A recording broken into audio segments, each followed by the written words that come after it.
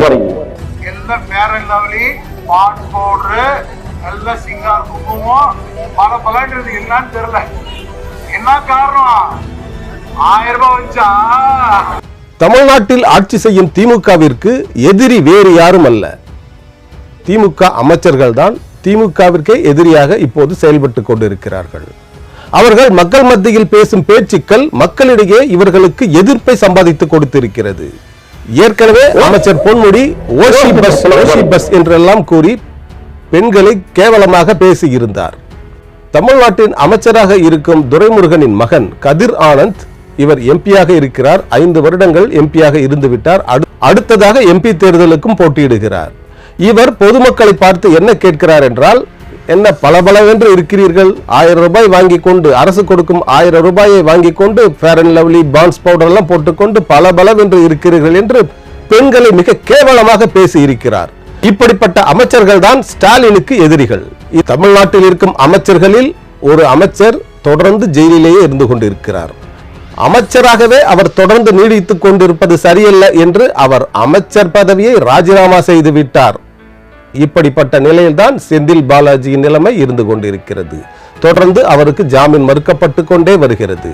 தொடர்ந்து அவர் புழல் சிறையிலேயே இருந்து கொண்டிருக்கிறார். செந்தில் பாலாஜி கைது செய்யப்பட்டு இருப்பது இப்போது திமுக அமைச்சரவையில் இருந்தபோது செய்த ஊழலுக்காக அல்ல, அவர் அதிமுக ஆட்சியில் அமைச்சராக இருந்தபோது செய்த ஊழலுக்காகத்தான் இப்போது சிறையில் இருந்து கொண்டிருக்கிறார். அதிமுக ஆட்சியில் இவர் தமிழ்நாடு பஸ் போக்குவரத்து கழகத்தில் டிரைவர்கள், கண்டக்டர்கள், என்ஜினியர்களுக்கு ஆள் எடுப்பதாக கூறி இத்தகைய ஆளுக்கு ஒரு குறிப்பிட்ட தொகையை, பல லட்சங்களை லஞ்சமாக பெற்றார். 1,62 லட்சம் ரூபாயை லஞ்சமாக பெற்றார் என்று கூறுகிறது நீதிமன்றம். அதற்கான ஆதாரங்களையும் தாக்கல் செய்திருக்கிறது லஞ்ச ஒழிப்புத்துறை. இந்த வழக்குத்தான் என்ஃபோர்ஸ்மெண்ட் டிபார்ட்மெண்டால் கையில் எடுக்கப்பட்டு தொடர்ந்து விசாரிக்கப்பட்டு செந்தில் பாலாஜிக்கு எதிராக வழக்கு தீவிரமடைந்து விட்டது. இந்த வழக்குத்தான் இப்போது செந்தில் பாலாஜியை சிறையில் தள்ளி இருக்கிறது. அப்போது செய்த ஊழல் இப்போது தண்டனையை அனுபவித்துக் கொண்டிருக்கிறார் செந்தில் பாலாஜி. இந்த வழக்கில் செந்தில் பாலாஜியின் தம்பி அசோக் குமார் தலைமறைவாகிவிட்டார். இன்று வரை அவர் கைது செய்யப்படவில்லை.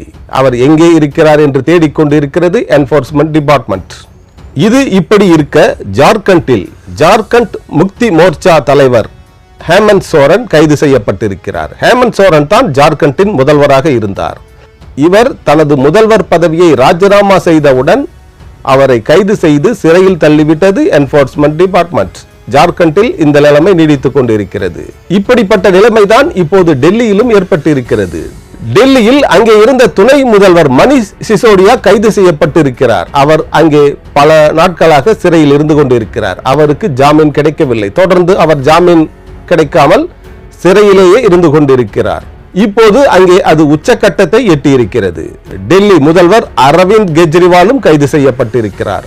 9 முறை நோட்டீஸ் கொடுத்தும் நீதிமன்றத்தில் ஆஜராகாத அரவிந்த் கெஜ்ரிவாலை என்ஃபோர்ஸ்மெண்ட் டிபார்ட்மெண்ட் கைது செய்து சிறையில் அடைத்து விட்டது. கெஜ்ரிவாலை கைது செய்வதற்கான ஆதாரங்களை எல்லாம் நீதிமன்றத்தில் கொடுத்திருக்கிறது என்ஃபோர்ஸ்மெண்ட் டிபார்ட்மெண்ட். அதனால் நீதிமன்றம் கெஜ்ரிவாலுக்கு ஜாமீன் தர மறுத்துவிட்டது. தொடர்ந்து கெஜ்ரிவாலும் சிறையிலேயே இருந்து கொண்டிருக்கிறார். சிறையில் இருந்தபடியே இவர் டெல்லி நிர்வாகத்தை கவனிப்பார், டெல்லி முதல்வராக அவர் செயல்படுவார் என்று அவரது அமைச்சர்கள் கூறி வருகிறார்கள். ஆனால் இது ஏற்றுக்கொள்ள முடியாத ஒன்று. இப்படி யாரும் சிறையில் இருந்தபடியே ஒரு முதல்வராக தனது பணியை செய்ய முடியாது. அரசியலமைப்பு சட்டம் அப்படித்தான் கூறுவதாக வழக்கறிஞர்கள் தெரிவிக்கிறார்கள். ஆகவே அரவிந்த் கெஜ்ரிவால் தனது முதல்வர் பதவியை ராஜினாமா செய்து விடுவார் என்றுதான் எல்லோரும் கூறுகிறார்கள். ஆனால் அவர் இன்னும் ராஜினாமா செய்யவில்லை. தொடர்ந்து அவருக்கு ஜாமீன் தராமல் நீதிமன்றமும் இழுத்தடித்துக் கொண்டேதான் இருக்கிறது. இப்படிதான் போய்கொண்டிருக்கிறது டெல்லி நிலைமை. தமிழ்நாட்டில் சிறையில் இருக்கும் செந்தில் பாலாஜிக்கு எப்படி 10 ரூபாய் பாலாஜி என்று ஒரு பட்டப்பெயர் வந்ததோ, அதாவது ஒரு சாராய பாட்டிலுக்கு 10 ரூபாய் அதிகமாக வாங்கியதால் அவருக்கு 10 ரூபாய் பாலாஜி என்றெல்லாம் எதிர்கட்சியினர் அவருக்கு பெயர் சூட்டி அப்படித்தான் அழைத்தார்கள். அதே போன்ற ஒரு நிலைமைதான் டெல்லியிலும் ஏற்பட்டிருக்கிறது. டெல்லியில் உருவாக்கப்பட்ட சாராய கொள்கை தான் டெல்லியின் இந்த நிலைமைக்கு இப்போது காரணம். ஏற்கனவே டெல்லியில் இருந்த சாராய கொள்கையை மாற்றிவிட்டு அந்த சாராய கொள்கையை புதிய சாராய கொள்கை ஒன்றை உருவாக்கினார் டெல்லி முதல்வர் அரவிந்த் கெஜ்ரிவால். டெல்லியில் இருந்த பழைய சாராய கொள்கைப்படி ஒரு சாராய பாட்டிலுக்கு 350 ரூபாய் அரசுக்கு வருமானம் கிடைத்தது. ஆனால் புதிய சாராய கொள்கைப்படி அரசுக்கு இப்போது 20 to 30 ரூபாய் மட்டுமே வருமானம் கிடைக்கிறது. இதனால் அரசுக்கு 300 ரூபாய்க்கு மேல் இழப்பு ஏற்பட்டு இருக்கிறது ஒரு பாட்டிலுக்கு என்று இந்த வழக்கை இப்போது என்ஃபோர்ஸ்மென்ட் டிபார்ட்மெண்ட்டும் எடுத்துக்கொண்டது. இதே புதிய சாராய கொள்கையால் தான் டெல்லி துணை முதல்வர் மணீஷ் சிசோடியா கைது செய்யப்பட்டு சிறையில் இருந்து கொண்டிருக்கிறார். அதே சாராய கொள்கையால் தான் இப்போது டெல்லி முதல்வர் அரவிந்த் கெஜ்ரிவாலும் கைது செய்யப்பட்டு சிறையில் இருந்து கொண்டிருக்கிறார்.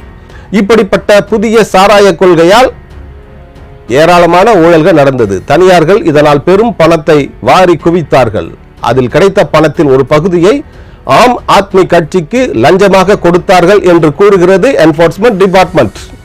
சுமார் 100 கோடி ரூபாய்க்கு மேல் இந்த லஞ்ச பணத்தை பெற்றிருக்கிறது ஆம் ஆத்மி கட்சி என்று கூறுகிறது என்ஃபோர்ஸ்மென்ட் டிபார்ட்மெண்ட். இந்த 100 கோடி ரூபாயை இவர்கள் கோவா தேர்தலிலும் பஞ்சாப் தேர்தலிலும் செலவழித்தார்கள் என்று கூறுகிறார்கள் என்ஃபோர்ஸ்மென்ட் டிபார்ட்மெண்ட் அதிகாரிகள். அதுதான் இப்போது கெஜ்ரிவாலுக்கு எதிராக முடிந்திருக்கிறது, மணீஷ் சிசோடியாவுக்கு எதிராகவும் முடிந்திருக்கிறது.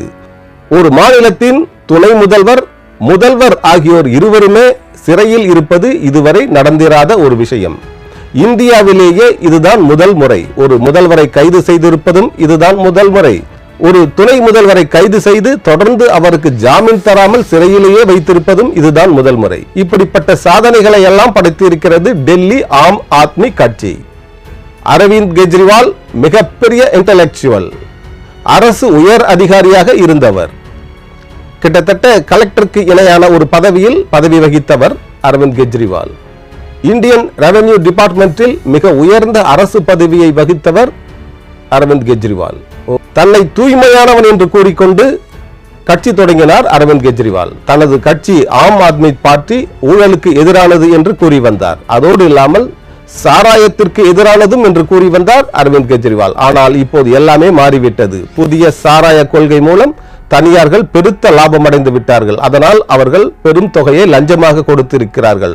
அதை பெற்றுக் கொண்டிருக்கிறது ஆம் ஆத்மி கட்சி. அதனால் பல ஆம் ஆத்மிக்காரர்கள் பலனடைந்திருக்கிறார்கள். இதுதான் இப்போது மிகவும் மோசமான நிலைக்கு டெல்லியை கொண்டு வந்திருக்கிறது. டெல்லியின் நிலைமை மிக மோசமான உச்சக்கட்டத்தை எட்டியிருக்கிறது. டெல்லியின் அரசியல் நிலைமை மிக உச்சக்கட்டத்தை எட்டியிருக்கிறது. முதல்வர், துணை முதல்வர் இருவருமே ஜெயிலில் அடைக்கப்பட்டு இருப்பதால் அங்கே முதல்வர் பதவியும் துணை முதல்வர் பதவியும் வெற்றிடமாக இருக்கிறது. ஆகவே அங்கே யார் முதல்வராக வருவார்கள் என்ற கேள்வி எல்லாம் எழுந்திருக்கிறது. ஆனால் இப்போது அங்கே ஆட்சி கலைக்கப்பட்டு ஜனாதிபதி ஆட்சி கொண்டு வரப்படக்கூடிய சூழல் இருக்கிறது. பிரசிடென்ட் ரூல் அங்கே வர இருக்கிறது. இதுதான் இப்போது பரபரப்பாக பேசப்படும் ஒரு விஷயமாக இருக்கிறது. எத்தனை நாட்களுக்கு அங்கே முதல்வர் இல்லாமல் துணை முதல்வர் இல்லாமல் அங்கே ஒரு அரசு செயல்பட முடியும்? ஜெயிலில் இருந்தே இவர் முதல்வராக செயல்பட முடியுமா கெஜ்ரிவாலால்? அரசியலமைப்பு சட்டம் அதற்கு இடம் தருமா என்றெல்லாம் கேள்விகள் எழுகிறது. அதனால் தான் அங்கே ஆம் ஆத்மி கட்சியின் ஆட்சி கலைக்கப்பட்டு பிரசிடென்ட் ரூல் கொண்டு வரப்படலாம் என்று அனைவரும் கருதுகிறார்கள். அப்படிப்பட்ட சூழ்நிலை தான் அங்கே நிலவுகிறது. டெல்லியில் ஜனாதிபதி ஆட்சி வந்தால் ஆச்சரியப்படுவதற்கில்லை. அதற்கான சூழல் தான் அங்கே இப்போது நிலவுகிறது. விரைவில் டெல்லியில் ஜனாதிபதி ஆட்சி அறிவிக்கப்படலாம், அறிவிக்கப்படும் என்றும் கூறுகிறார்கள் அங்கிருக்கும் அரசியல்வாதிகள். பிஜேபி எதிர்க்கட்சிகளை ஒடுக்குகிறதோ ஒடுக்கவில்லையோ, உண்மையில் அங்கே நடந்து கொண்டிருப்பது ஆம் ஆத்மி கட்சியை ஆட்சியிலிருந்து கலைக்கக்கூடிய ஒரு சூழல் தான். ஆகவேதான் அங்கே ஜனாதிபதி ஆட்சி வந்துவிடக்கூடும் என்று அரசியல் அறிஞர்கள் கருதுகிறார்கள். டெல்லியில் அடுத்து என்ன நடக்கும் சற்று பொறுத்திருந்து பார்ப்போம். அடுத்த பல நல்ல தகவல்களுடன் உங்களை சந்திக்கிறேன். சித்தார்த் விஷன் சேனலை சப்ஸ்கிரைப் செய்து கொள்ளுங்கள். இந்த வீடியோ பிடித்திருந்தால் உங்கள் நண்பர்களுக்கு ஷேர் பண்ணுங்கள், லைக் பண்ணுங்கள், கமெண்ட் செய்யுங்கள். சித்தார்த் விஷன் சேனலை சப்ஸ்கிரைப் செய்து கொள்ளுங்கள். பக்கத்தில் உள்ள பெல் பட்டனையும் மறக்காமல் கிளிக் செய்து கொள்ளுங்கள். அதை தொடர்ந்து வருகிற ஆல் நோட்டிபிகேஷன் பட்டனையும் மறக்காமல் கிளிக் செய்து கொள்ளுங்கள். இந்த வீடியோ பிடித்திருந்தால் உங்கள் நண்பர்களுக்கு ஷேர் செய்யுங்கள், கமெண்ட் செய்யுங்கள். சித்தார்த் விஷன் சேனலை சப்ஸ்கிரைப் செய்து கொள்ளுங்கள்.